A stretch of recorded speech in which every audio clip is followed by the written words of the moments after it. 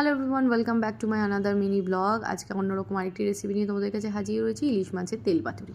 তার জন্য প্রথমেই কড়াইতে দিয়ে দিতে হবে সাদা তেল, তার মধ্যে কালো জিরা ফোড়ন দিয়ে একটু গরম হতে দিতে হবে। তার মধ্যে ব্যবহার করেছি আমরা আলু আর বেগুন সবজির মধ্যে। তার মধ্যে একটা কাঁচা লঙ্কা চিড়ে দিয়ে তার মধ্যে মেন আকর্ষণ সেটা হচ্ছে ইলিশ মাছের ডুকা বা ইলিশ মাছের তেল দিয়ে তার মধ্যে আমরা এখানে 1 টেবিল স্পুন হলুদ আর নুন ব্যবহার করেছি, 1/2 টেবিল স্পুন কাঁচা লঙ্কা বাটা ব্যবহার করেছে, দিয়ে ভালো করে মশলাটা নাড়িয়ে চাড়িয়ে নিতে হবে। সবজির সাথে সবজিগুলোকে একটু ভালো করে ভেজে নিতে হবে। ভাজা ভাজা খানিকক্ষণ হয়ে গেলে আবার নাড়িয়ে চাড়িয়ে নিতে হবে।